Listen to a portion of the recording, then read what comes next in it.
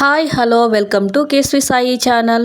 ఈరోజు మన ఛానల్లో కరివేపాకు రైస్ ఎలా చేయాలి అనేది ఈ వీడియోలో చూపించబోతున్నాను.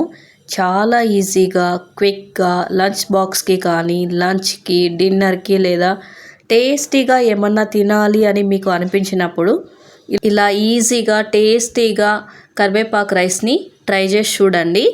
కరివేపాకు రైసు తయారు చేసుకోవడానికి కావలసిన పదార్థాలు: ముందుగా ఉడికించి పెట్టుకున్న ఒక గ్లాస్ రైస్ అండ్ కరివేపాకు కొంచెం ఒక బౌల్లో తీసుకోండి.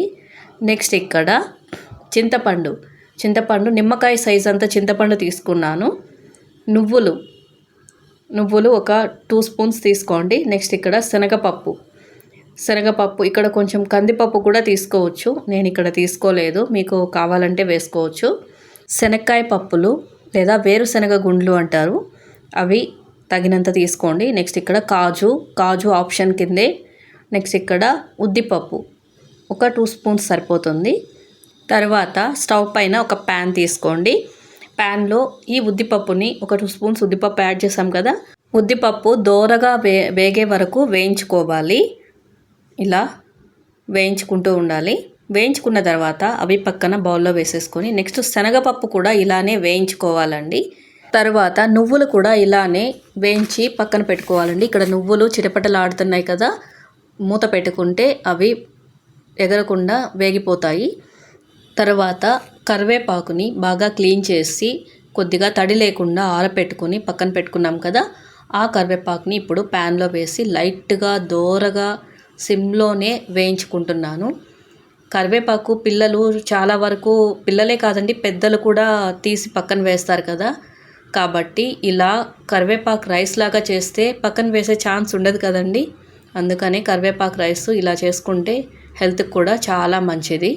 ఇలా ముందుగా వేయించి పెట్టుకున్న వాటిని అన్నింటినీ ఒక మిక్సీ జార్ తీసుకొని అందులో మొత్తం వేసుకోవాలండి. ఇక్కడ నేను కల్లుప్పు తీసుకుంటున్నాను, రాక్ సాల్ట్ అని కూడా అంటారు, రాక్ సాల్ట్ అయినా వేసుకోండి.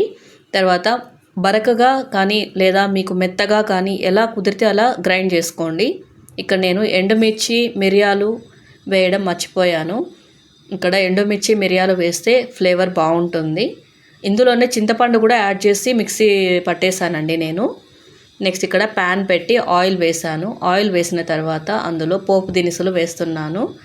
వేసిన తర్వాత ఇక్కడ జీలకర్ర అనేది మనకు డైజెషన్కి బాగా పనికొస్తుంది కదండి, అందుకనే నేను ఇక్కడ జీలకర్ర ఒక టేబుల్ స్పూన్ యాడ్ చేశాను. అవి కొంచెం చిటపటలాడిన తర్వాత నేను ఎండుమిర్చి వేసానండి. కానీ ఎండుమిర్చి ముందుగా వేయకండి, నేను ఇక్కడ పొరపాటున వేసాను, మీరు ఇలా చేయకండి. నేను దీన్ని తర్వాత పక్కన తీసి పెట్టేశాను. ఇక్కడ నేను పల్లీలు యాడ్ చేస్తున్నాను. ఇలా పల్లీలు యాడ్ చేసుకున్నాను.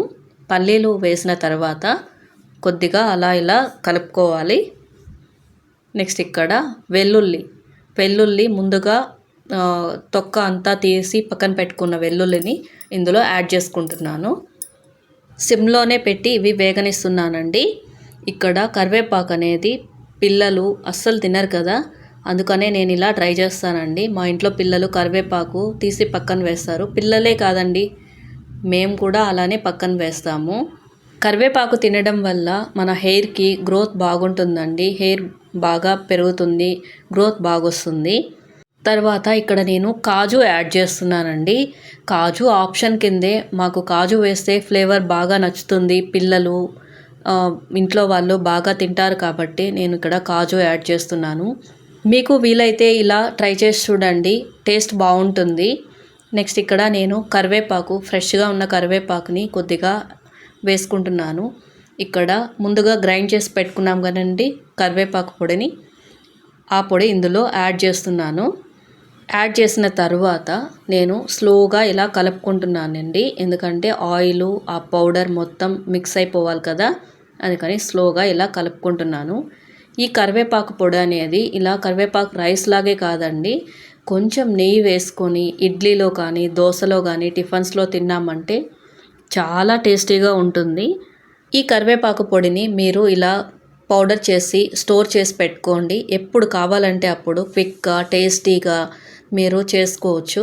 త్వరగా అయిపోతుంది కదా, అందువల్ల మీరు ఈ రెసిపీ ట్రై చేసి చూడండి. చాలా బాగుంటుంది, టేస్టీగా ఉంటుంది. ఈ కన్సిస్టెన్సీ వస్తే సరిపోతుందండి, రెడీ అయినట్టే.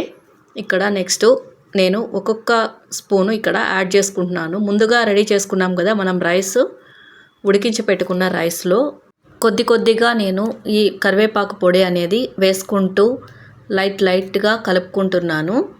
ఇక్కడ నేను స్పూన్తో కలుపుతున్నాను. స్పూన్తో కంటే మనము ఫింగర్స్తో కలిపితే బాగా కలిసిపోతుంది. మొత్తం ఆ పౌడర్ అనేది రైస్లో బాగా మిక్స్ అయిపోతుంది. అప్పుడే ఆ కరివేపాకు రైస్ ఫ్లేవర్ అనేది మనకు బాగా తెలుస్తుందండి. ఇక్కడ నేను లైట్గా ఇలా ఫింగర్స్తో కలుపుతున్నాను. అప్పుడే మనకి రైస్ అనేది విరిగిపోకుండా పొడిగా తినడానికి చాలా బాగుంటుందండి. ఇక్కడ కరివేపాకు రైస్ అనేది రెడీ అయిపోయింది. నేను ఇక్కడ ఒక సర్వింగ్ బౌల్ తీసుకున్నాను. ఆ బౌల్లో కొద్దిగా ఇలా యాడ్ చేసుకుంటున్నానండి. ఓకే ఫ్రెండ్స్, టుడే చేసిన ఈ రెసిపీ మీకు కనుక నచ్చినట్లయితే ప్లీజ్ లైక్ చేయండి, మీ ఫ్రెండ్స్కి షేర్ చేయండి అండ్ సబ్స్క్రైబ్ చేసుకోండి. అలాగే మరిన్ని వీడియో కోసం కేఎస్వి సాయి ఛానల్ని ఫాలో అవ్వండి. Thanks for watching. చూసారా, ఎమ్మి కరివేపాకు రైస్ అయితే రెడీ అయిపోయింది. వావ్, మా మమ్మీ చేసిన కరివేపాకు రైస్ చాలా టేస్టీగా ఉంది ఫ్రెండ్స్. మేమైతే చాలా బాగా తిన్నాం. మీరు కూడా ఇంట్లో ట్రై చేసి చూడండి ఫ్రెండ్స్. బాయ్.